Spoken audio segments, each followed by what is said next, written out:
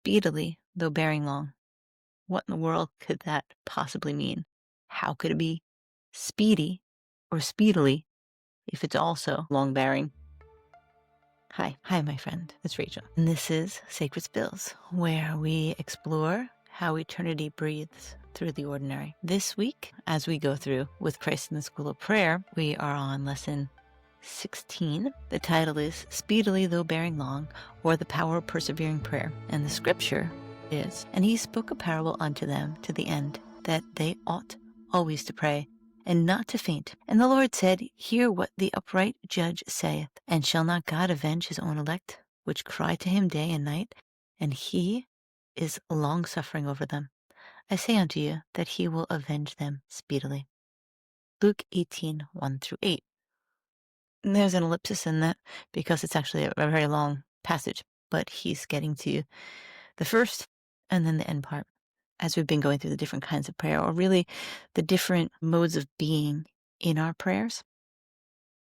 There are certain themes that have been coming up over and over again, and one of them is of this persevering prayer, the faith of knowing that you receive what you have or what you ask for when you ask for it, but at the same time still asking for it as if you don't actually have it in hand. And that's kind of confusing and a little frustrating. And so this chapter, he breaks it down in like 3 simple steps. So the way he breaks this down, he uses some analogies and some imagery.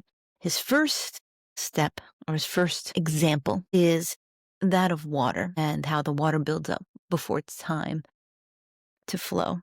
And the second one is this use of the term husbandman or husbandry. And of course, husbandry is meaning not just a farmer, but someone who cares for animals and does all of the things. That's like a homesteader, basically, more than just the farming. But he focuses on the farming aspect of it quite a bit. And then the third, in the notes section after, because most chapters don't have notes after, he reads the scripture, talks about the points, or does a teaching about that scripture and how it pertains to your growth in prayer and your position or posture towards prayer or towards God in our prayer.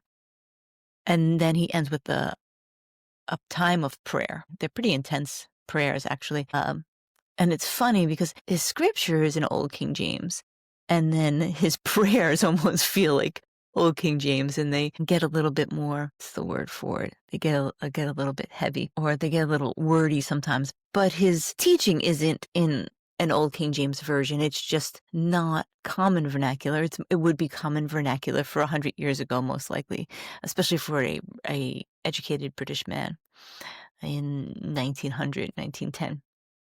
So the 3 things he went through is the water, the farmer, and then the third thing is actually a note section after the prayer. So the first section he goes through is about water building up. And I thought it was interesting how he talked about like a river. The river kind of builds up over time until it's time to overflow its banks. And then it comes for people who live near streams, and especially for places where they rely on the flooding or the rainy seasons or the flood times. I remember reading about the Nile being overflooded every year, which is the sediment that gets left behind becomes very rich soil for them to be planting in. It creates a hospitable place for the seeds to grow because of this overflowing of the banks. The water's always there, but the time has not been appointed for the flood to come. I also thought of it as a man-made dam, which he doesn't really talk about, but the people are making a dam in particular to stop the water from flooding because of the inconsistency of the flood times. It makes it harder for them to build or to plan. And some years you get these tremendous floods, and some years you don't get a lot of flooding. And of course, the river itself shifts and moves over time. Wendell Berry's books about Port William, Kentucky, which is a fictitious town that he uses for all of his fiction. It's just so beautiful. I love the writings of Wendell Berry. He's just a very beautiful author. He writes in these very poetic ways. And he talks a lot about the changing floodwaters and the river as it shifts and changes and how it outlasts the people, it outlasts the cultures and the civilizations. This time flows on, and the river just streams through it. As it shifts and changes, the water doesn't care if you're using a canoe or a gas-powered motor. It does what it does regardless of what you're doing to it or on it. And so humans try to block the waters and create these dams to control, to manipulate, to be able to predict what's going to happen and how it's going to happen. And as we create these things, there are unintended consequences to them. And occasionally these dams, they just burst. All the ways that the humans have become complacent about the waters being predictable all come crashing down around us as the floods overflow the banks and destroy the plans of the people they have no control over. So he's kind of saying the waters start to build up in the reservoir. And when the time is right, the floodgates burst. And this is the analogy of you have it, but you also don't yet have it. And so the waters are up your prayer has been answered. It is there collecting in the reservoir. And as you are continuing to labor and press and ask God for the thing that you want, those waters are collecting and building up steam. And eventually they all come down and your prayers are answered in that moment. But they've also been answered when the first drips were starting to collect in the reservoir. Your prayer was already answered then. You have it now, but you're also waiting for it. And this is how the Hebrews chapter 11, faith chapter can all talk about all these people that knew that they had the promise in hand, even though they didn't see it in their hands. The water is always the same, but it's always changing. It's never the same molecules in the same order, but it's still a river that's flowing by. Can you step into the same water twice? And those kind of philosophical ideas. And there's just something cleansing about water and unpredictable about it. So that's the water. So we have it, that is answered, that prayer is answered, but we don't have it in that we don't see it with our tangible senses. The next example that he uses is about a husbandman. So this is a farmer. I always thought of it as being a homesteading in general, that you're a person who farms who also has to care for and tend to animals. Your farm is self-contained, and everything on your farm is what your family needs to survive and live another year. He gives this example of 1,000 steps and 1,000 seeds, and the idea of this patient undertaking of the farmer that plows his soil, maybe fertilizes, and then he'll plant the seed. I remember hearing once that you plant 3 seeds for every one crop that you want to get, because the birds are going to eat some and some are just not going to make it. So sometimes they look like healthy seeds, but they don't actually produce. You count out your land, you prepare your way, you make sure you have enough seed for the amount of property you have, and then the farmer plants those seeds. But when he's planting those seeds, he has to count on the harvest. He has to know before he's planting the seed what he should expect in the fall or in the harvest time. Is that going to be enough food to feed his family? If he doesn't have enough food to feed his family for the whole year, then he needs to plant more seed.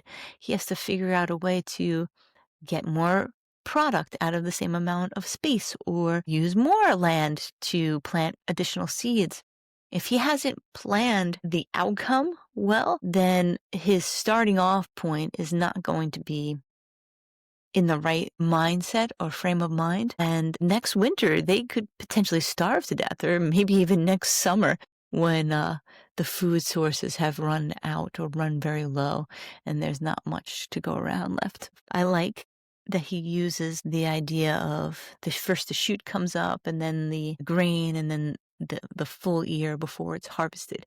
So that idea of the farmer is watching and waiting to see when it's time to pick the fruit. And we have a couple little apple trees in our backyard, and a friend of ours, a friend of mine brought her daughter over, and the daughter wanted to pick this apple, and it was early September, and it looked juicy and ripe and beautiful.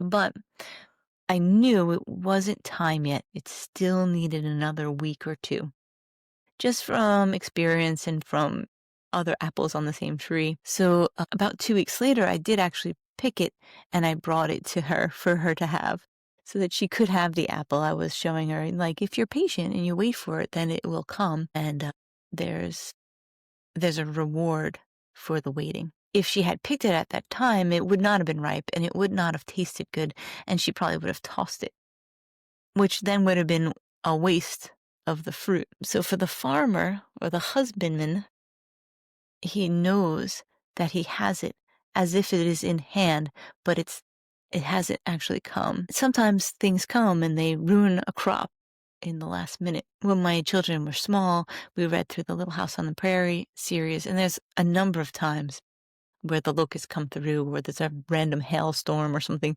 right in that last week or two before harvest time. And yeah, it's quite devastating for the farmers. They have to scurry and figure out how to feed their families after that.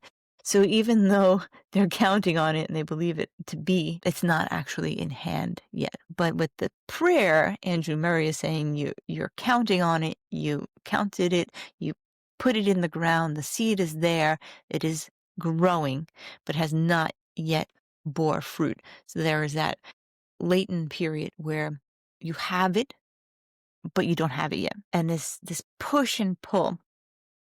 And he's just really encouraging us. Don't give up during that time.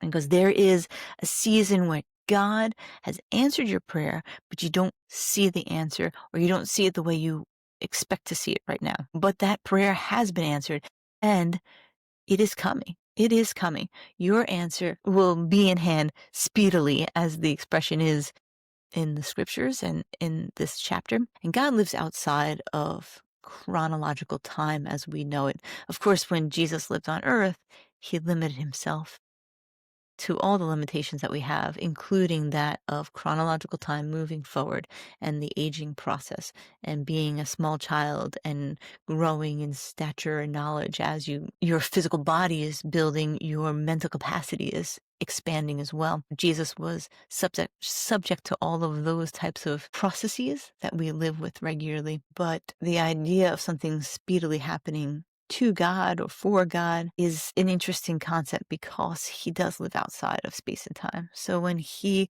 says something is about to happen or is in the process of happening, sometimes it's a long time in the coming. Then it goes into the prayer, and in the note section, he talks about this individual, he's an older guy than Andrew Murray. Andrew Murray's turning to this other person. What's his name? Bloomheart.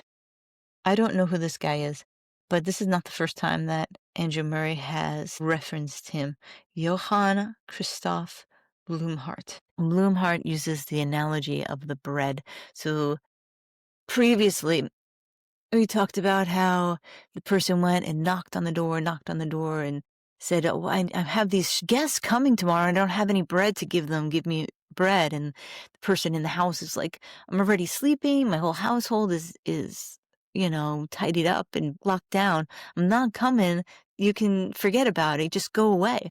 But he's so persistent. He's so, he keeps just knocking and knocking and knocking that eventually the guy comes down and he gives him the 3 loaves of bread. 3 loaves of bread doesn't seem like it's a huge ask, but it was because of his insistence and his persistence and his importunity. This is this word that I keep stumbling over. Importunate prayers, that he was answered, and he got the bread so that he can give it to his friends. So this Bloomheart guy says, I begged God, basically, because I saw people in need, and he gave me the 3 loaves of bread so that I could give to those that were coming to visit me. And then he uses the expression, he says, like, there was leftovers. So more people came, but then there wasn't enough for the people. So he went back to God. And there were some individuals or some other churches that were mad at this Bloomheart guy for praying with or for people that aren't in his congregation or weren't in his denomination. And he's like, well, what am I supposed to do? And he gives this analogy of, if I send them away and they say, we went to those people and they said they didn't have anything for us and they were sorry to send us away hungry, but they weren't willing to put in the effort to ask for the bread for their neighbors. But Bloomheart was. And eventually he became very proficient in the process of asking God for things that seemed impossible, asking God for the miraculous things that people were suffering from, and seeing and hearing answers to those prayers. So Andrew Murray then goes on a little bit later and he says how Bloomheart struggled with this evil spirits. I do want to read from page 92, because I think this is a very beautiful expression. Right under the notes section, it says, one of the mysteries of the divine love is the harmony between the gradual and the sudden, immediate full possession and slow, imperfect appropriation. So you have it, but you also don't have it, or you have it, or you have to continue to ask for it. And it's that tension, that push and pull, that we're constantly being drawn into the relationship with God. Yes, you have it, but you have to keep asking, you have to keep seeking, you have to keep knocking. You need to have the faith that you have it, but also you have to speak it out so that the truth becomes a reality in your hands in the present. And going over the process of the buildup of time, or the process of the thing finally growing and being ready to be plucked. These are all aspects of the sanctification process, the faith process, the whole relational aspect of our life with Christ. So I like that Andrew Murray talks about Bloomheart, and he said in his first struggles with the evil spirits, it took him more than 18 months of much prayer and labor before the final victory was gained. Murray's getting encouraged, and he is trying to share that encouragement with us, that 18 months is a long time to be struggling through something. And this guy, Bloomheart, he just plowed through, and he was persistent, and he was consistent, and he did this day to day, walking with God and seeking God and asking God for bread for the neighbors that are coming to visit him tomorrow. All the people that are in need that he sees, that he knows. He just was so persistent that eventually it became an easier process for Bloomheart and ostensibly for Andrew Murray and potentially for any of us and hopefully for all of us as we push through those hard things and continue in our daily walk with Christ.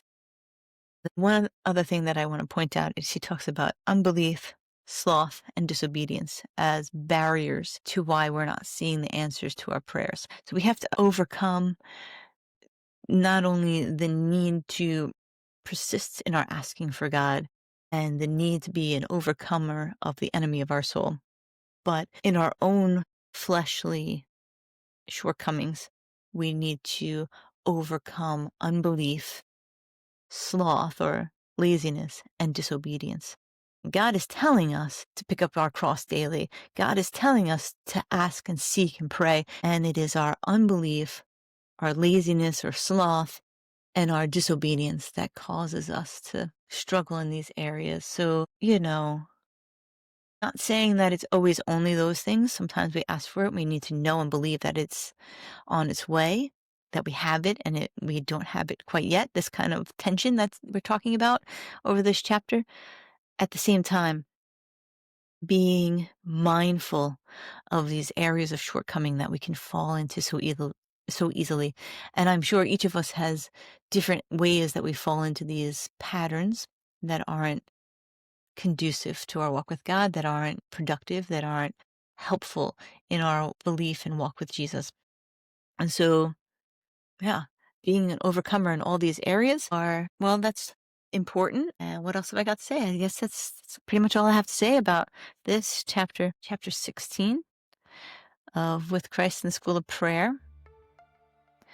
Join me next time. Where are we? For the 17th lesson. Know that thou hearest me always, or prayer in harmony with the being of God. But yeah, the idea of praying in harmony with God and His Spirit is something that we will get into next week. Until next time, I hope you enjoyed pursuing God with me. May we have soft hearts and open spirits as we grow in our knowledge and understanding of Christ. Thank you.